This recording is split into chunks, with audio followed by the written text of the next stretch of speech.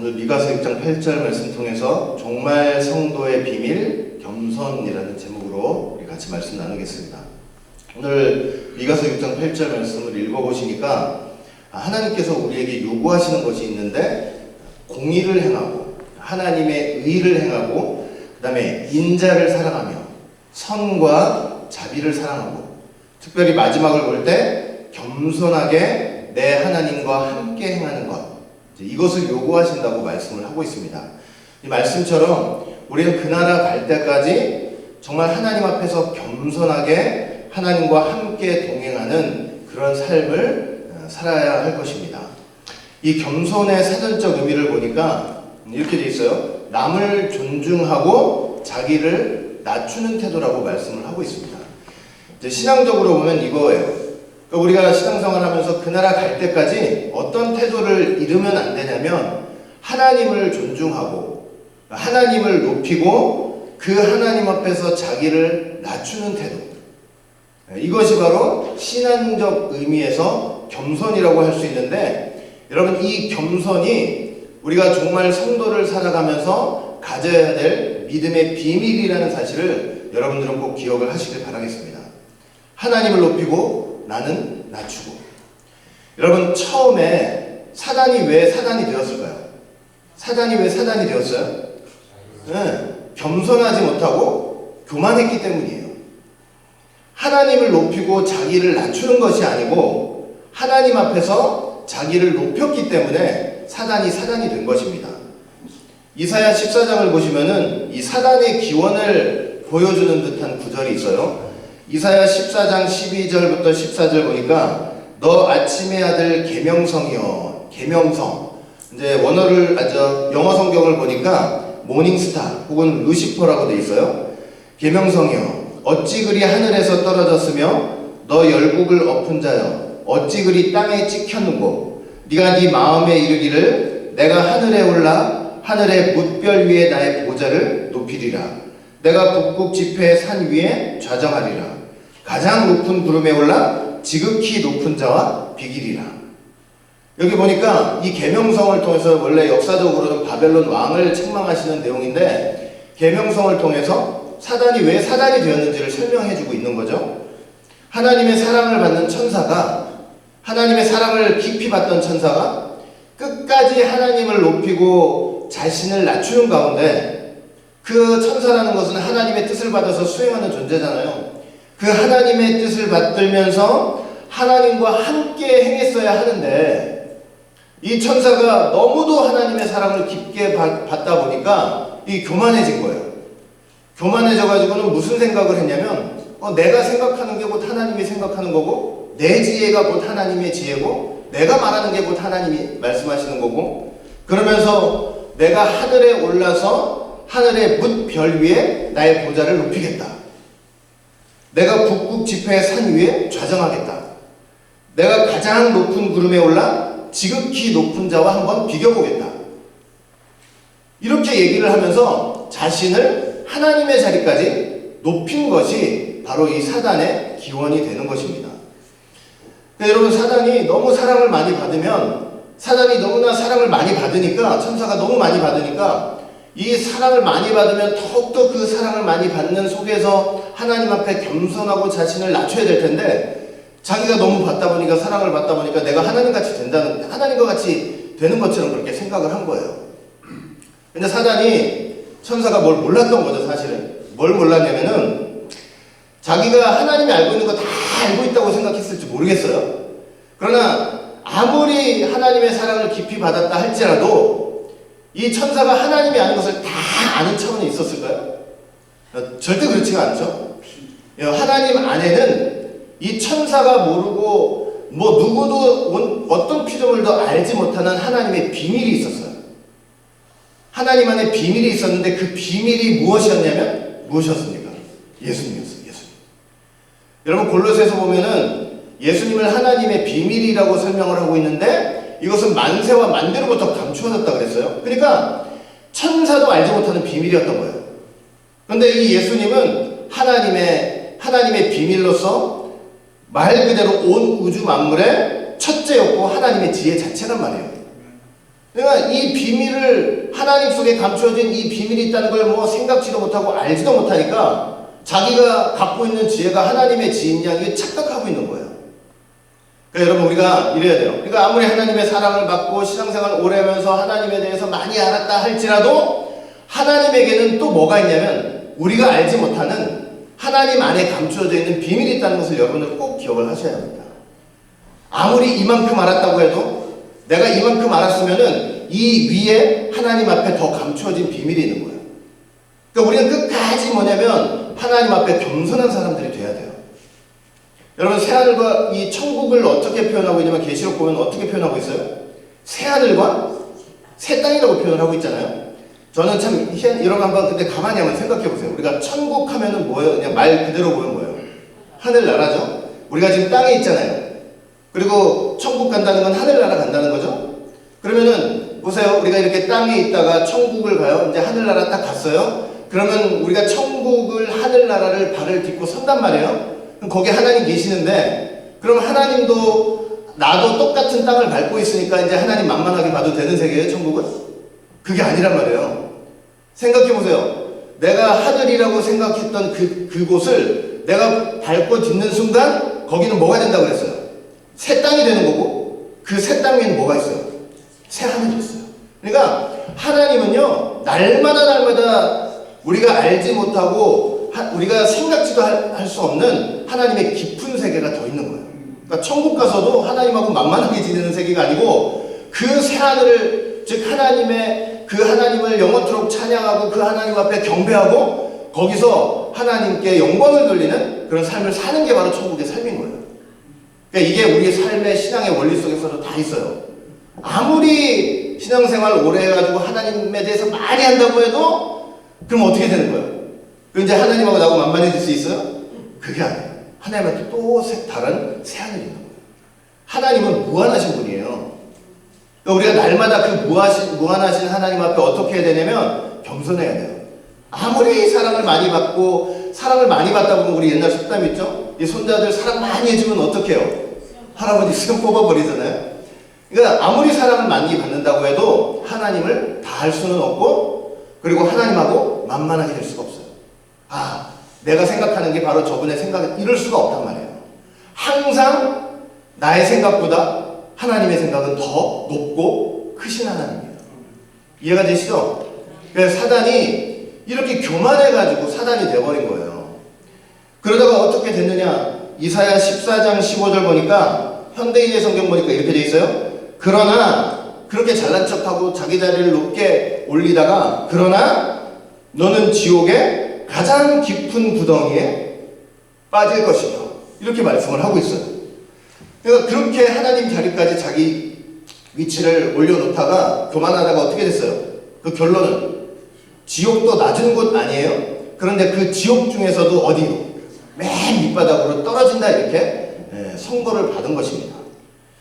그러니까 우리는 사단이 이렇게 사단된 것은 교만 때문에 그렇다는 것을 분명히 생각하고 죄의 기원이 결국 교만이에요. 그러니까 정말 성도로서 우리가 견지해야 될 믿음의 비밀이라고 하는 것은 마지막 순간까지 우리가 가져야 될 믿음의 자세라는 것은 뭐라고요? 겸손이에요. 끝까지 하나님 앞에 겸손해야 된다는 것입니다. 여러분 성경 볼 때 이렇게 사단과 같이 교만한 사람들에 대한 기록이 있어요. 대표적으로 누구냐면 두로왕이에요. 두로왕은 이 지중해 연안에 있는 도시의 그 왕인데 이 두로가 지중해 연안에 있는 위치에 있는 나라인데 이게 이제 지중해 연안에 있다 보니까 해상무역을 해가지고 엄청나게 부자가 돼버렸어요. 너무 부자가 되니까 그 두로 나라의 왕이 무슨 생각을 했냐면 이런 생각을 했어요. 에스겔 28장 2절 보니까 인자야 에스겔한테 하나님이 말씀하신 거죠. 너는 두로 왕에게 이르기를 주 여호와의 말씀에 네 마음이 교만하여 말하기를 나는 신이라 내가 하나님의 자리 곧 바다 중심에 앉았다 하도다. 두로 왕이 무슨 생각했어요? 해상무역으로 이 바다에서 해상하는 무역으로 그렇게 부자가 되니까 마치 자기가 하나님의 자리에 앉았냐 바다 중심에 앉았냐 내가 하나님이다 라고 생각을 했다는 거예요. 거기서 더 나가가지고 에스겔 28장 4절 보니까 네 지혜와 총명으로 재물을 얻었으며. 그러니까 두로왕이 무슨 생각했어요? 그 어마어마한 재물들을 다 내 지혜와 내 총명으로 얻은 것이다. 에스겔 28장 5절 네 큰 지혜와 장사함으로 재물을 더하고 그 재물로 인하여 네 마음이 교만해졌다. 재물이 많아지니까 교만해졌어요. 에스겔 28장 6절 보니까 네 마음이 하나님 마음과 같은 채 있다는 거예요. 그러니까 너무나 이 재물이 많아지니까 그렇게 또 그 자기의 지혜로 자기의 총명으로 그렇게 했다고 생각하니까 자기 지혜가 어떤 지혜인 줄 알았던 거예요. 하나님의 지혜다. 여러분 생각해 보세요. 이 두로왕이 재물을 모았잖아요. 여러분 재물을 모으는 거 뭐 보통 일입니까? 보통 사람이 할 수 있는 일 아니죠. 세상 돌아가는 이치도 다 알아야 되고 그리고 사람을 꿰뚫는 능력도 있어야 되고. 그러니까 두로왕이 자기가 자기의 지혜와 총명으로 그런 것들을 다 꿰뚫고 해가지고 이렇게 엄청난 재물을 모았다 이렇게 생각을 한 거예요. 그러면서 궁극적으로 생각한 건 내가 가진 이 지혜는 바로 하나님의 지혜고 내가 하나님이다 이렇게 생각을 한 거예요. 그래가지고 얼마나 책망을 했습니까? 두로왕을. 여러분 다윗이 인생 말년에 뭐라고 고백을 했냐면 다윗도 보세요. 다윗을 통해서 나라가 크게 일어났잖아요. 그리고 다윗이 엄청나게 부자였어요. 엄청나게 부자였는데 여러분 다윗이 이제 죽음을 앞두고 이게 유언과도 말씀을 한 게 바로 뭐냐면 역대상 29장이에요. 근데 29장에 다윗이 뭐라고 고백을 하는가 하면 역대상 29장 14절 보니까 모든 것이 주께로 말미암아 싸우니 우리가 주의 손에서 받은 것으로 주께 드렸을 뿐입니다. 엄청난 부를 쌓았는데 그리고 성전을 위해서 준비를 한 재물들을 바쳤는데 그 고백이 뭐냐면 나중에 깨닫고 보니까 야 이건 내 힘으로 내 지혜로 본 것이 아니고 주님께서 주신 그것을 내가 주님께 드렸을 뿐인 것이다. 역대상 29장 16절 봐도 우리 하나님 여호와여 우리가 주의 거룩한 이름을 위하여 전을 건축하려고 미리 저축한 이 모든 물건이 다 주의 손에서 왔습니다. 내가 부지런히 저축을 했어요. 주의 일을 위해서. 저축을 해가지고 수많은 재물이 모였는데 이게 이제 돌아가시기 전에 다윗이 깨달은 게 뭐냐면 내가 저축해서 내 힘으로 모아가지고 내가 저축한 것 같은데 이게 하나님으로부터 다 하나님이 주신 것이다. 이렇게 고백을 하고 있는 거예요. 모든 것이 다 주로부터 왔다. 다윗이 인생 말년에 깨달은 것입니다. 하나님이 재물 얻는 능을 주시는 분이시고 하나님이 우리에게 생명과 호흡과 만물을 친히 주시는 분이라는 것. 다윗은 분명히 인생 말년에 깨달은 거예요. 우리가 이런 원리만 잊지 않으면요 아무리 물질이 들어와도 내 지혜로 내 능력으로 그리고 이건 내 재물이고 또 나는 이렇게 재물이 많다 보니까 난 무시하면서 아무렇게나 생각하고 그냥 자기 멋대로 행하고 그런 일 없이 정말로 교만하지 않고 하나님의 뜻을 위해서 사용하고 겸손한 신앙생활을 할 수 있다는 거 여러분들이 꼭 기억을 하시길 바라겠습니다. 여러분 바벨론 왕도 한번 생각해 보세요. 이 교만한 왕 바벨론 왕. 이제 어느 날 나라가 태평성대를 이루었어요. 이루어가지고 이제 세계가 다 부러워할 정도로 된 거예요. 자기 나라가. 어느 날 바벨론 왕에 있는 그 지붕을 이렇게 거닐고 있는데 그 바벨론 도시 이런 걸 딱 보면서 자기가 생각해도 너무 대단한 거예요. 야, 이 옆에 있던 조정백관들한테 신하들한테 자 이것 봐라. 이거 다 내가 한 거 아니냐? 그랬더니 조정백관들이 이 왕이 하신 것입니다. 이거 누가 다 건설했냐? 왕이 직접 다 하신 것입니다. 이게 다 내 영광과 능력을 나타내는 것이 아니냐? 말이 떨어지기 무섭게 어떤 일이 일어나냐면요. 그 말이 떨어지자마자 미친 짐승처럼 돼가지고 7년 동안을 귀신 도깨비처럼 살았어요. 그 7년이 어떤 기간이었는지 아세요? 나라의 모든 흥망성쇠가 하나님의 주권과 하나님의 손에 있다는 것을 깨닫기까지 보낸 7년이 된 거예요. 그거 깨달았을 때 제정신 돌아온 거예요. 그러니까 나라뿐만 아니고요. 우리 가정의 흥망성쇠, 우리 가정이 잘되고 못되고 하는 그 모든 것도 내가 열심히 노력하고 힘써서 애써서 그게 아니고 하나님의 주권과 하나님의 손에 달려있다는 것을 믿는 것이 바로 성도의 믿음입니다. 그러니까 잘 될 때도 교만할 필요 없어요. 교만해서도 안 되고 못될 때도 너무 실망해서 절망할 필요도 없고 끝까지 하나님의 주권을 믿고 하나님이 우리 가정의 흥망성쇠를 붙드시고 인도하신다는 그 믿음을 가지고 하나님 앞에 기도하면서 하나님의 은혜를 구하면서 그렇게 살면 되는 것입니다. 신약 보면 헤롯 왕이 있어요. 헤롯 왕이 대중 앞에서 연설을 하는 거예요. 그냥 그날따라 말이 아주 유창했나 봐요. 그냥 그 말을 들은 백성들이 얼마나 깜짝 놀랐는지 그 헤롯 왕한테 뭐라고 했느냐면 사도행전 12장 22절 보니까 백성들이 크게 부르되 이것은 신의 소리요 사람의 소리는 아니라 하거든. 그게 얼마나 기분 좋았겠습니까?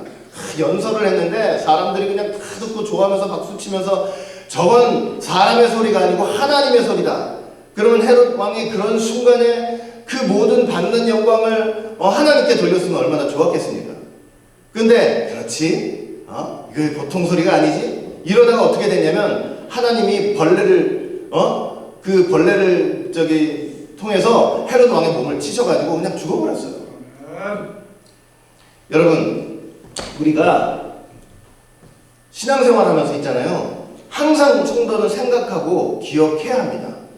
뭐냐면 우리 입속에서 나오는 어떤 신앙의 위대한 말이라 할지라도 그것은 성령께서 우리를 깨닫게 하시고 생각나게 하시고 하나님 말씀을 기억나게 하시는 가운데 성령께서 우리 입에 그 말을 넣어주심으로 그렇게 나오는 말이라는 것을 여러분들은 꼭 기억하시기 바라겠습니다. 성령께서 하시는 말이 아니면 진심으로 우러나오는 신앙의 위대한 말이 나올 수가 없는 거예요.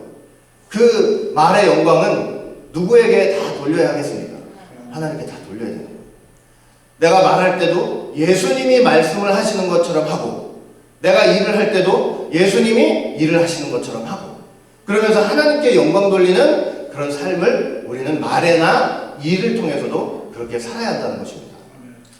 하만 보세요. 하만 왕이 막 높여주니까 으쓱했어요. 그래가지고 이제 자기가 왕처럼 그렇게 까부는데 다른 사람들은 다 자기 앞에서 절하는데 누구 한 사람은 절을 안 하는 거야.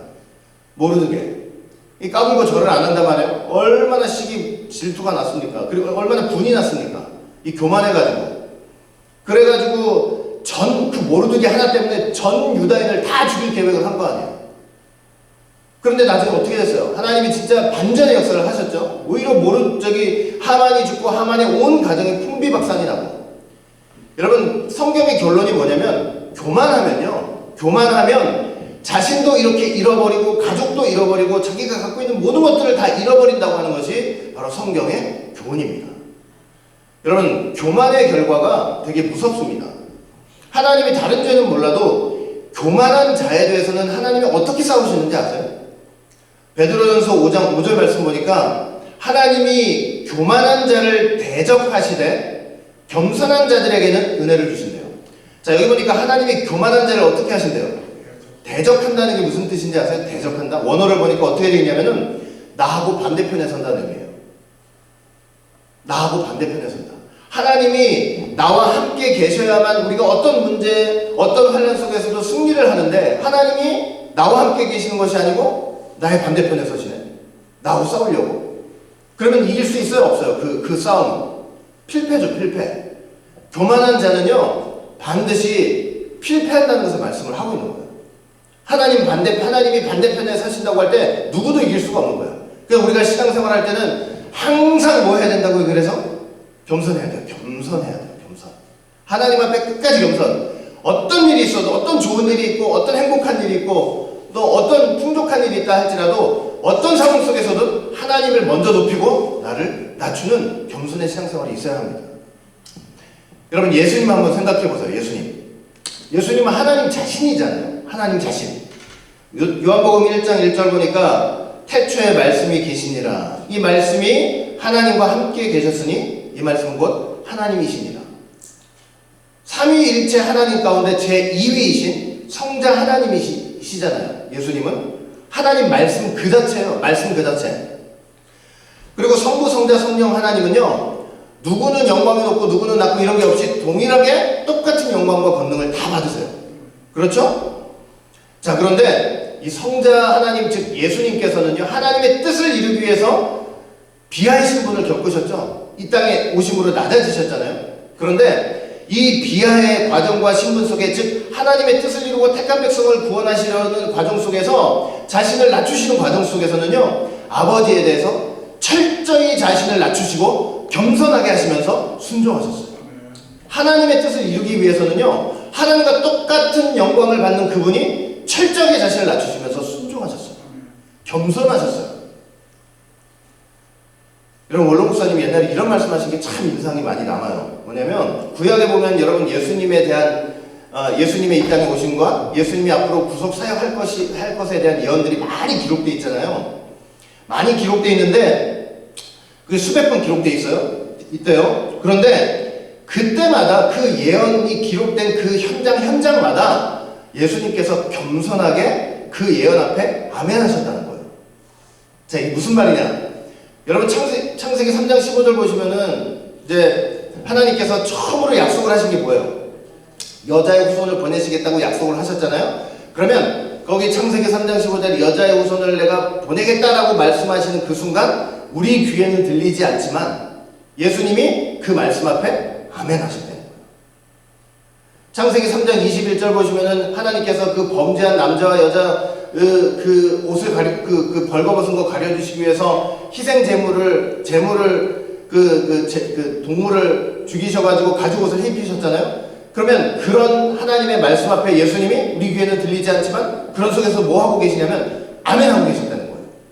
그러니까 하나님이 예수님 보내시는 모든 그 구약 성경에 나타난 예언 속에요, 거기에 우리 귀에 들리지 않지만 거기 뭐가 있느냐? 예수님이 아멘, 아멘, 아멘. 그 아멘을 통해서 이 땅에 오셨다는 거예요.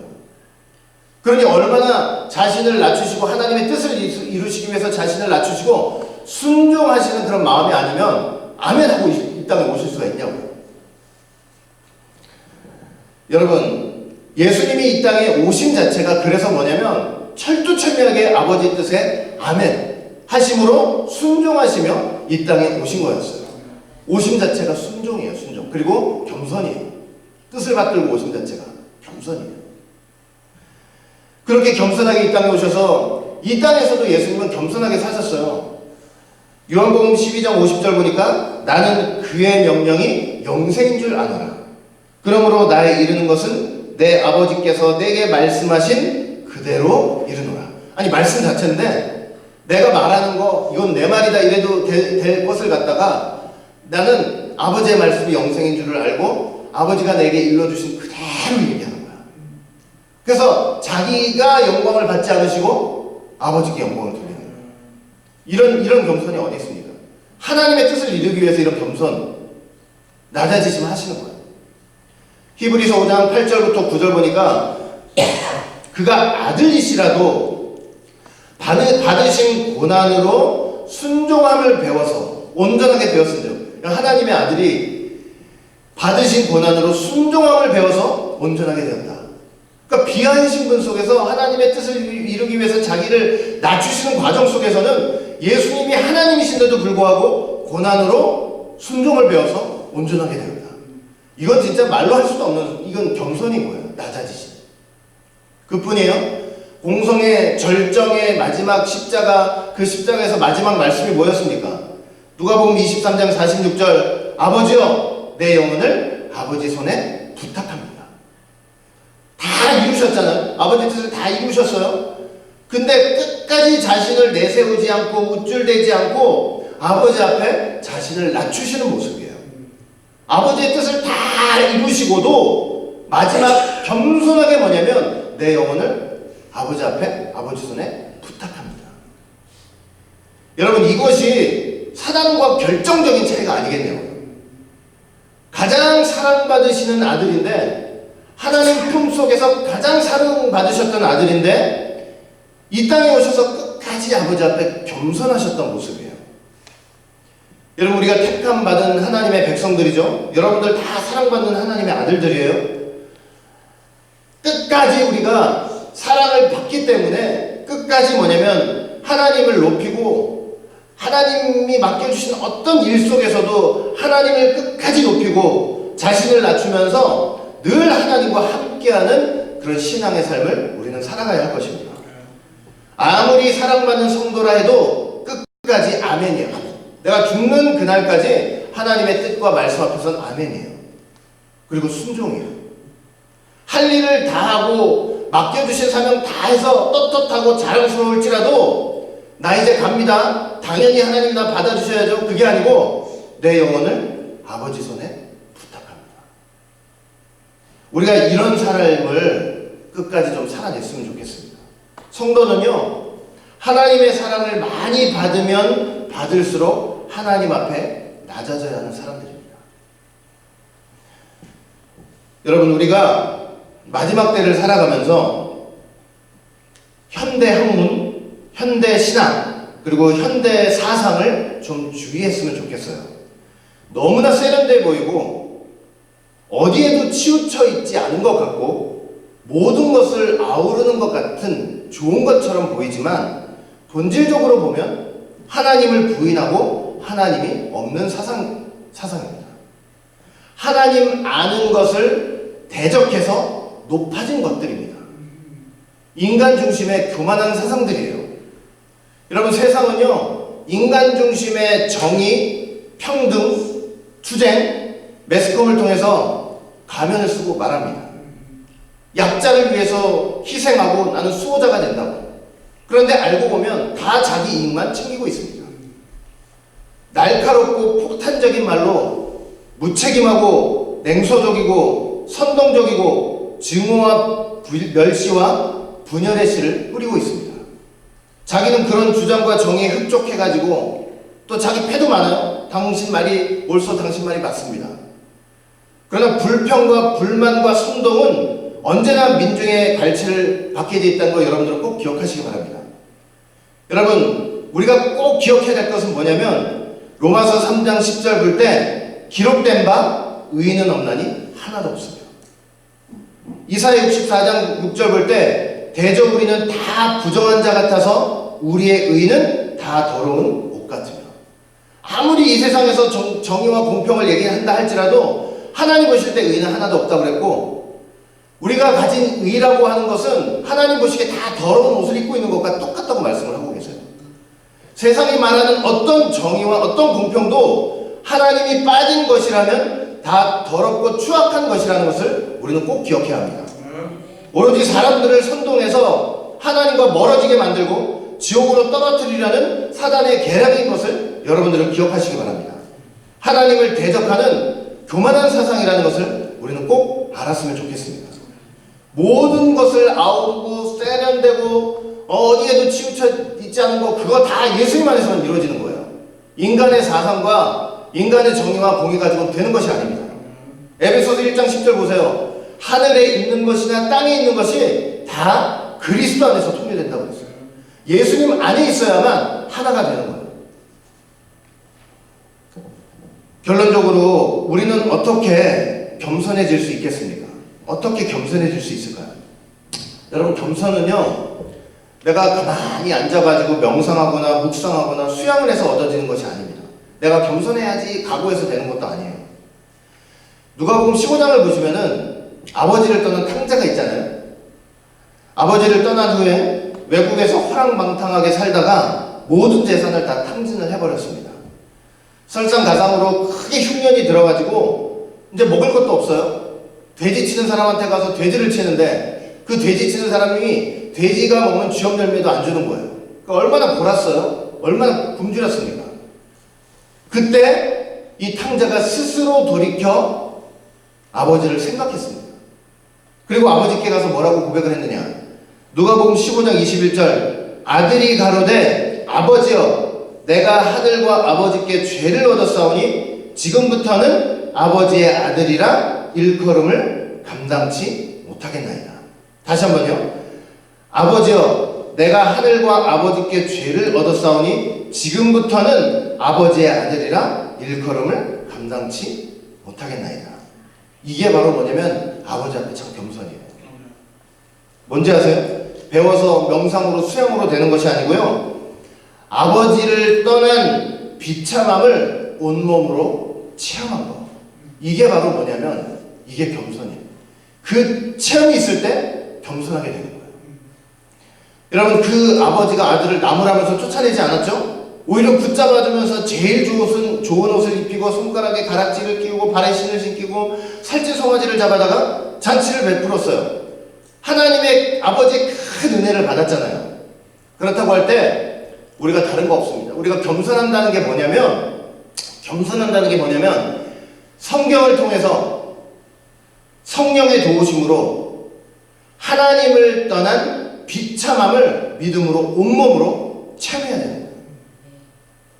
하나님을 떠나서 알거지가 돼가지고 돼지도 먹는 음식, 돼지가 먹는 그 음식도 못 먹을 그런 존재.